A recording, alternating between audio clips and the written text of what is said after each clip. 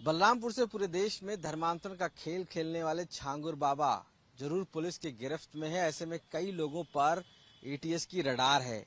एक नाम लगातार इस मामले पर आ रहा है, मोहम्मद अहमद खान का, जो राइट हैंड बताया जाता है और साफ तौर से कहा जाता है कि पूरा जो फाइनेंस है, जो पूरा छांगुर बाबा का, वो मोहम्मद अहमद खान चलाते हैं। आज तक पर एक्सक्लूसिव वो हमारे साथ मौजूद हैं इस समय। मोहम्मद अहमद खान आखिर जिस तरीके से वो आरोप लग रहे हैं, जिस तरीके से कहा जा रहा है, आखिर क्या है, उनकी जबानी ही सुनते हैं कि वो इस पूरे मामले पर आज सामने आए हैं। मोहम्मद अहमद खान जी, सबसे बड़ा आरोप आप पर लगा है कि आप जो है छांगुर बाबा का पूरा नेक्सस चलाते हैं, पूरा उनका जो राइट हैंड है और पूरा फाइनेंस का काम आप देखते हैं।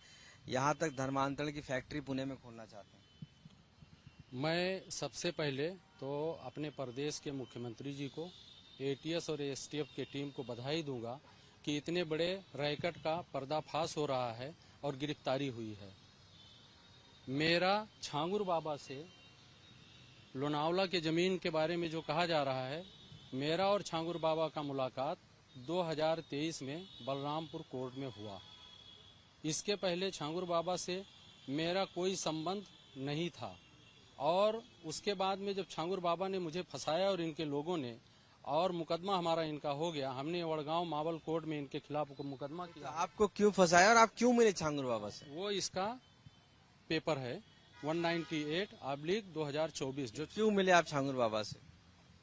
मैं मुकदमा लड़ने बलरामपुर कोर्ट में जाता था, वहीं पे मेरी इनकी मुलाकात हुई। इसके पहले ना तो इनकी कोई मेरी मुलाकात थी और जब मुकदमेबाजी हो गई तो उसके बाद भी मेरा इनकी ना तो कोई बातचीत ना मुलाकात रही। इनसे मुकदमा किस बात का हुआ?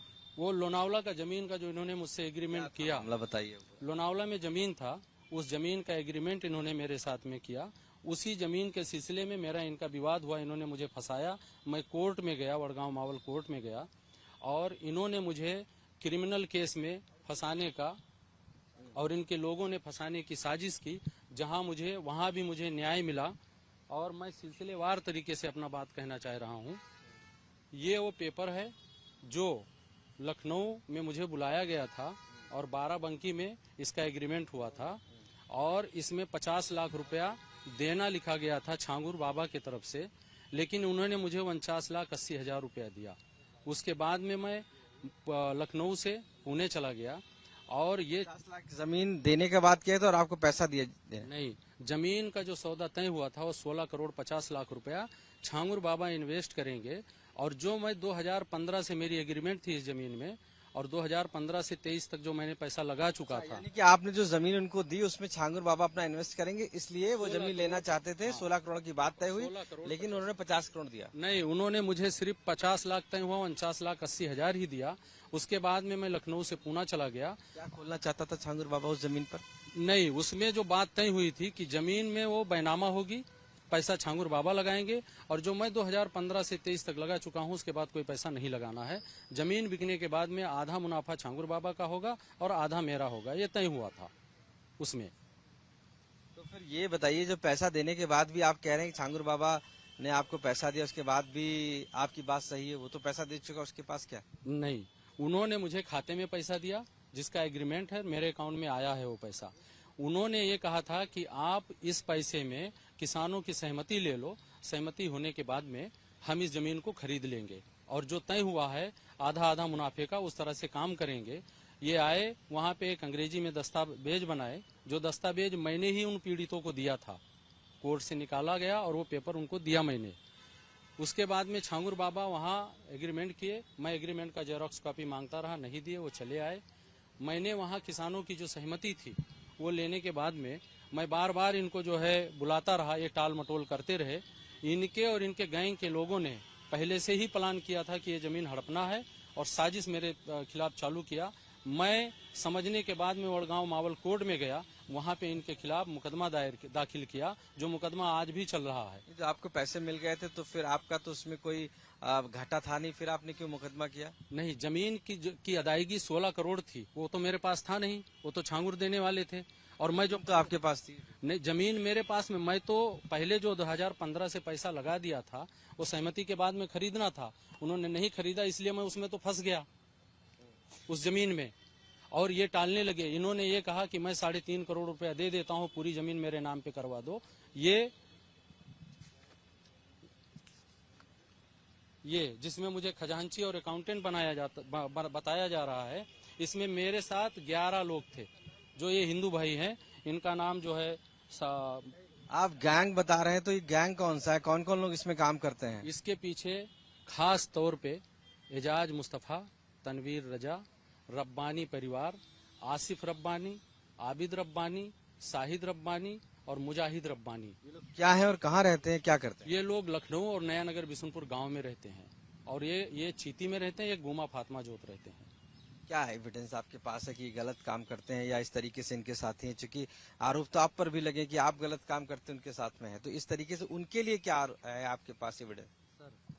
ये वो डॉक्यूमेंट है और जो नीतू का तमिलनाडु कनेक्शन है, वो ये डॉक्यूमेंट है। क्या लिखा है इसमें? इस डॉक्यूमेंट में नीतू और जो ये महिला है, जिसको तथाकथित पत्नी नौकरानी को बता के और जमीन जो उतरौला में हड़पा गया, उस जमीन का बैनामा तमिलनाडु की रहने वाली औरत के नाम पे हुआ और तमिलनाडु में ही से नीतू भी है। और कौन है ये औरत? है रहबरी, जो नौकरानी थी। जमीन का बैनामा हुआ, पैसा इसके खाते में ना आके एजाज मुस्तफा और तनवीर के खाते में गया और ये तकरीबन 200 करोड़ का मामला है पूरा, जो हड़पा हुआ है। और किसकी जमीनें हड़पी हैं? ये पीड़ित हैं सुहेल नियाजी और इनसे जुड़े लोग। उनका मैं आपको नंबर और ये दे दूंगा, वो सही से बता पाएंगे इस मामले में। जमीनें हड़पी हैं? हाँ, उतरौला में। तो ये जमीनें हड़पते थे, पुलिस से शिकायत नहीं होती थी? शिकायत इसमें IGRS पे एक कंप्लेन हुआ था, जिसमें लिखा गया था कि FIR होना चाहिए जांच के बाद में, लेकिन मैं उसके बारे में ज्यादा नहीं बता पाऊंगा। अच्छा, हाँ। तो ये रब्बानी और वो क्या करते हैं और इनका कैसे कनेक्शन, कहाँ पर है? कुछ फोटोग्राफ दिखा रहे थे आप। ये जो है,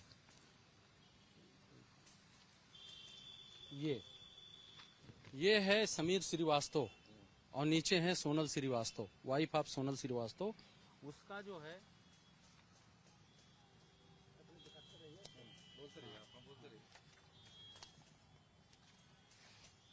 उसका ये समीर श्रीवास्तव का रजिस्टर्ड डॉक्यूमेंट है। ये है आबिद रब्बानी, इसकी शादी पूर्व में हो चुकी है मुस्लिम महिला के साथ में, इसके 2 बच्चे भी हैं। आबिद रब्बानी ये अपनी ID छुपा के और एक हिंदू लड़की के साथ में उसको अपने जाल में फंसा के शादी किया, सोनल श्रीवास्तव के साथ में। ये है आबिद रब्बानी, समीर श्रीवास्तव, जीसस, शहजादे खान, ये अमन सिंह, ये कई नामों से रहता है और ये छांगुर के साथ, छांगुर के बगैर कई खाड़ी देशों का दौरा किया है और पैसे का जो बाहर से फंडिंग और ये सारा काम है, ये यही करता है। और तनवीर रजा अपने आप को इंजीनियर बताता था, ये फॉरेन में था, विदेश में था। उसके बाद में ये वकील बताने लगा, फिर ये अपने आप को डॉक्टर बताने लगा। और जिस SRS हॉस्पिटल को ये चला रहे हैं हाई कोर्ट के सामने, उसमें जो डॉक्टर शाहिद रब्बानी है वो डॉक्टर नहीं है, उसमें जो है धर्मांतरण और जो हिंदू हॉस्पिटल है, हाई कोर्ट लखनऊ के सामने है। और ये SRS या SRM नाम करके हॉस्पिटल है, उसका भी इसमें पूरा पेपर आपको मिलेगा, तो ये सारी सच्चाई बाहर आ जाएगी। इसमें रब्बानी का लड़का मुजाहिद रब्बानी हिंदू भाइयों को कलमा पढ़ा के मुसलमान करता था छांगुर के साथ मिलके। इसका भाई, जिसका इसमें ये फोटोग्राफ है,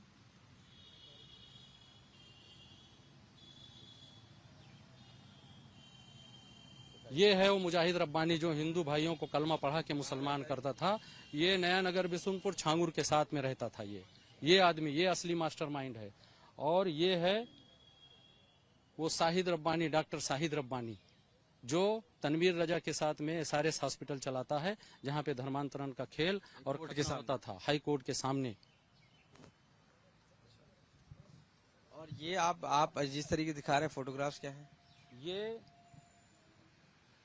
ये मुख्तार अब्दुल रहीम है, जो आसिफ रब्बानी का पार्टनर है और छांगुर गैंग से, ये पूरी गैंग एक है, बैकग्राउंड में यही काम कर रही है। और इन्हीं लोगों ने मुझे फंसाने का निरंतर काम किया ताकि इनकी सच्चाई कभी बाहर ना आ सके। और मुझे जो बताया गया वो पूरी तरह से इन्हीं लोगों के द्वारा बताया गया और वो गलत बताया गया। ये है अब्दुल रहीम खान, जो मुख्तार अंसारी का पार्टनर रहा है, और ये है आसिफ रब्बानी। इनके पास में असलहे हैं, इन्हीं असलहों के दम पे जमीन पे पे कब्जा करना, लोगों को धमकाना और अगर कोई बोलता है तो उसकी हत्या करवा देना, ये है। और ये आसिफ रब्बानी, इसका ये सबूत है, प्रूफ है, सबूत है। ये लखनऊ डिस्ट्रिक्ट कोर्ट में एक हलफनामा है आसिफ रब्बानी का मुकदमे में कि वो अब्दुल रहीम का मोबाइल चलाता था, अब्दुल रहीम के घर पे रहता था और अब्दुल रहीम का पैसा भी संभालता था, जो आसिफ रब्बानी छांगुर गैंग से मिला हुआ है। ये वो दस्तावेज। आप और दिखा रहे थे कि जो ये है नूतन नसरीन है, वो जब होटल में रुकी थी, उसका केस लड़ने वाला जो है तनवीर रजा, वो उसका क्या रोल है इसमें? और वो डॉक्यूमेंट है जो साबित करता है कि जिस टाइम पे नीतू नसरीन फरार थी, उस टाइम पे जो है ये देखिए, ये सर, ये उप जिला अधिकारी उतरौला, और ये देखिए ये गुलाम रब्बानी, और ये देखिए नीतू और नसरीन। ये विरासतनामा का पेपर है। यहाँ पे भी पैसों का खेल किया गया अपने जो अपनी उनकी धर्मांतरण और ये सारी गतिविधियों को चलाने के लिए। ये निरंतर छांगुर और नसरीन, ये इन लोगों के साथ में तनवीर, इजाज मुस्तफा और छांगुर, ये निरंतर इनके संपर्क में रहे। और स्टार हॉस्पिटल, स्टार होटल जो लखनऊ विकास नगर में है या पंत नगर में है, ये खुर्रम नगर में इनका घर है रब्बानी का, वहां से नजदीक है। और निरंतर ये छांगुर के और इन लोगों के संपर्क में पहले से भी थे, पूर्व में थे। और जब छांगुर गिरफ्तार हुआ तो मुझे फंसा दिया जाए ताकि ये बातें बाहर नहीं आए, और ये सारे सबूत कोर्ट के और सारे एविडेंस है। और मुझे ये हाई कोर्ट का वो सिक्योरिटी जो माननीय हाई कोर्ट ने मुझे सुरक्षा दी थी, हम मुकदमा लड़ने आते थे, हमें मारा पीटा इन लोगों ने। उसके बाद में मैं हाई कोर्ट के शरण में गया और माननीय हाई कोर्ट ने मुझे सुरक्षा दी। उसकी ये पेपर है।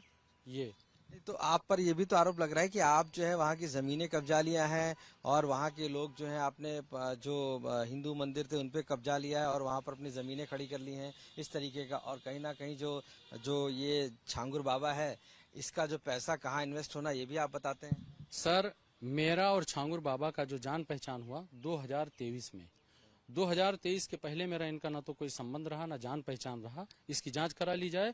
और उसके बाद में जब हमारे इनका मुकदमेबाजी हुआ, मैं इनके खिलाफ कोर्ट में गया। ये हमारे खिलाफ कंप्लेन, क्रिमिनल कंप्लेन कराने के लिए, ये और इनके बैकग्राउंड में जो लोग आज भी काम कर रहे हैं, बाहर घूम रहे हैं, इन्हीं लोगों ने मुझे फंसाने के लिए ये सब बताया।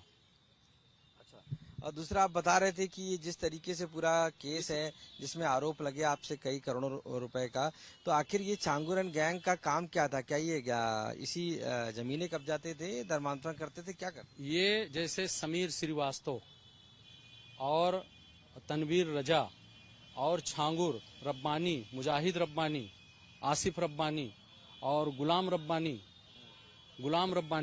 और तनवीर, ये सारे लोग, और भी इसमें कुछ लोग हैं जो इनके गिरोह के सदस्य हैं। और ये पूरी तरह से निरंतर, ये जब जांच होगी तो ये बात सामने आ जाएगी कि निरंतर छांगुर बाबा के टच में और इनके गैंग में कौन कौन लोग हैं। मेरे पास जितने पेपर और सबूत हैं, मैंने वो सारे सबूत कोर्ट के और इसके, उसमें एक NBW बताया गया कि मेरे खिलाफ NBW जारी है, वो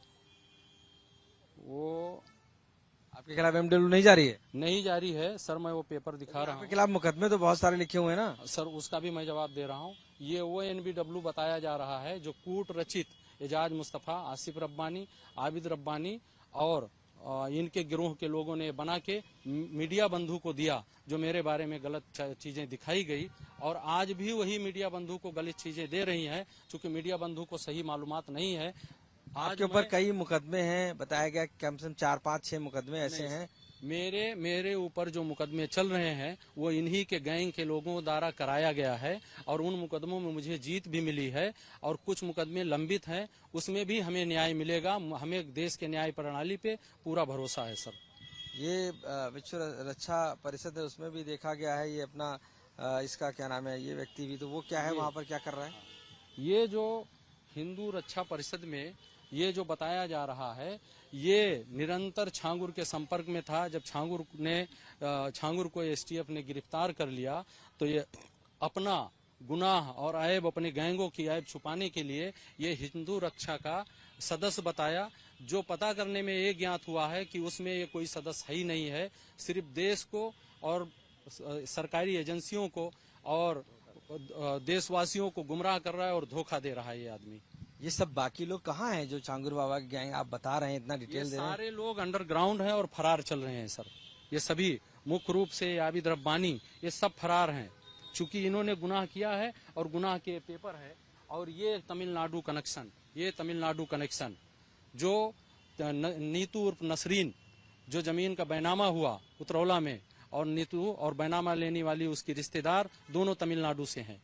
इसकी जांच हो तो दर पर खुल जाएगा। इसी जमीन के विवाद में ये एसएचओ उतरौला ने एक IGRS में रिपोर्ट लगाया कि इन लोगों पे मुकदमा लिख के इसकी जांच होनी चाहिए, लेकिन मुकदमा आज तक नहीं लिखा गया। क्यों नहीं लिखा गया मुझे नहीं पता है। वही एसएचओ साहब को मेरे खिलाफ जो क्रिमिनल कंप्लेन ये लोग देने के लिए गए थे, उन्होंने जांच की और मुझे उन्होंने कहा कि इसमें ये दोषी नहीं है, इसलिए हम इस पे कोई कार्रवाई नहीं करेंगे। उनका भी ट्रांसफर करवा दिया गया, इनके गैंग के लोगों ने मिलकर। लेकिन आपका ट्रांजैक्शन तो छांगुर बाबा के साथ देखा गया है। मेरा ट्रांजैक्शन 2023 में जो है वो मेरे बैंक अकाउंट में आया है, एग्रीमेंट में है, और वो है 49 लाख रुपया खाते में और 80,000 रुपया मुझे नगद दिया गया। इन्हें देना था 16 करोड़ 50 लाख रुपया। इन्होंने पैसा नहीं दिया, मुझे फंसाने की साजिश की। बाद में 3.5 करोड़ रुपया देने की बात कह के कही कि पूरी जमीन हमारे नाम पे करवा दो।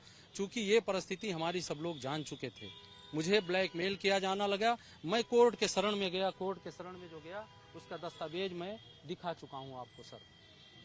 ये है वो 198/2024 जो वड़गांव मावल कोर्ट में चल रहा है। ये है वो दस्तावेज। इसमें क्या है? इसमें मैं छांगुर के खिलाफ जो कोर्ट के शरण में गया, ये मुकदमा चल रहा है वहाँ छांगुर के खिलाफ। 2024 198/2024 और इसमें सारी चीज है। जांच एजेंसियां जब ये पेपर वहाँ से निकालेंगी तो ये सारी चीजें। ये बताया गया कि आप लोग जो है जब किसी की जमीन कब्जा करते हैं तो उस पर 156(3) कर देते हैं और उसके बाद जिससे कि ये परेशानी ना हो और फिर मेरे पीड़ित तरफ घूमता से रहे। जो भी मुकदमे किए और गए ये हैं, छांगुर जो है आपको इस तरीके से गाइड करता है। जी, मेरा छांगुर का संबंध 2023 में इसी लोनावला के जमीन सिलसिले में हुआ। उसके बाद विवाद हुआ। उसके बाद अभी तक मेरा उसका कोई संबंध नहीं। निरंतर हम और हमारे साथ जो पीड़ित थे, जिनको जो सर उठाता था उस पर मुकदमा लिखा जाता था, मारा जाता था, उसको उस पर दबाव बनाया जाता था, उस पर रेप, तमाम ऐसे मामले लाद दिए जाते थे। इस क्रम में मैं, मोहम्मद अहमद खान, वसीउद्दीन चौधरी, संचित, मालती देवी और गुंजा गुप्ता, ऐसे कई लोग पीड़ित हैं। हम लोग जब उन लोगों से आप पूछेंगे तो हमारे बारे में वो लोग बताएंगे। हम लोग मुकदमा लड़ने के लिए जाते थे, हमारे पास कुछ रहता था तो मैं उनकी मदद भी करता था और ये कहता था हिम्मत मत हारो, एक न एक दिन न्याय मिलेगा। और जब ये मामला STF और ATS के पास में गया, मुख्यमंत्री जी के का मैं बहुत बहुत शुक्रगुजार हूँ, और STF ATS का और उनके चीफ का जो अमिताभ यश साहब हैं, जिन्होंने इतनी बड़ी कार्रवाई की। और आगे मैं चाह रहा हूं कि ये जितने गुनहगार हैं इनको अरेस्ट किया जाए, ताकि देश में ऐसा कोई घटना करने का हिम्मत ना किया जाए। इनको कड़ी से कड़ी सजा। अपना अभी गैंग कहाँ चला रहे हैं उत्तर प्रदेश में अलग है? गैंग उत्तर प्रदेश नहीं, विदेशों में भी चलाते हैं। और इनका जो सरगना है आबिद रब्बानी, समीर श्रीवास्तव और तनवीर रजा, जो विदेशों का दौरा किए हैं, इनकी पासपोर्ट और वीजा लेने से रिसीव करेंगे, उसमें इन्वेस्टिगेशन करेंगे तो सारी सच्चाई दर पर दर खुल जाएगी। यानी कि आपका कनेक्शन नहीं है कुछ भी? मेरा इससे कनेक्शन कुछ भी नहीं है। मैं इनके खिलाफ लड़ रहा हूं, उसी की ये मुझे सजा भुगतनी पड़ी कि मीडिया, हमारे मीडिया बंधुओं को इन लोगों द्वारा कूट रचित पेपर और झूठी खबरें बताई गई, इन लोगों द्वारा वो दिखाया गया, जो सरासर गलत है और एकदम से गलत है। क्या छांगुर बाबा के पकड़े जाने के बाद उसका जो गैंग है वो खत्म हो गया कि अभी बचा है? गैंग के सारे लोग एक्टिव हैं सर, अलग अलग बैकग्राउंड हैं, और कोई बड़ी घटना ये देश में कर सकते हैं। ये इस तरह के लोग हैं। इनके गैंग में ठिकाने कहाँ है इनके? आप इनके ठिकाने पूरे प्रदेश में है, देश में है और विदेशों में भी है। एक दो नाम बताइए। यहाँ पे जैसे महाराष्ट्र में कालेवाड़ी में इनका एक लड़का रहता है तनवीर रजा, और इनके कुछ और लोग रहते हैं। जैसे जैसे जांच होगी एक एक चीज सामने आता जाएगा। आप क्या चाहते हैं? मैं चाहता हूं सर कि इसकी गहनता से जांच हो, और जिस तरह से हमारे STF और ATS और हमारे प्रदेश के चीफ अमिताभ यश साहब ने और हमारे मुख्यमंत्री जी ने जिस तरह से संज्ञान लिया है, कार्रवाई की है और आगे इसी तरह से कार्रवाई होगी तो सबको न्याय मिलेगा और देश में ऐसा भय का माहौल कभी नहीं होगा। तो मोहम्मद अहमद खान साफ तौर से आज कैमरे के सामने आते हुए बोल रहे हैं और उन्होंने कहा है कि खुद वह जो छांगुर बाबा है उसके खिलाफ खड़े हुए हैं और इसको लेकर उनके पास कई सबूत है। यहाँ तक जो रब्बानी एंड कंपनी गैंग है वो छांगुर बाबा के सहयोगी है और वही चाहे वो खतना कराना हो, धर्म परिवर्तन कराना हो, इस सभी में शामिल है जमीनों को कब्जा कराने को लेकर। और अब ऐसे में ये जो लड़ाई लड़ रहे थे इनका मानना है कि उन लोगों के खिलाफ कार्रवाई होना चाहिए जो बचे हुए गैंग के लोग हैं जो बाहर हैं एफआईआर के अलावा। इस सारे मसले पर सामने आए हैं मोहम्मद अहमद खान और कई तरीके के सवाल खड़े कर दिए हैं अब छांगुर बाबा के ऊपर। लखनऊ से कैमरा पर्सन संदीप दुबे के साथ आशीष श्रीवास्तव, आज तक।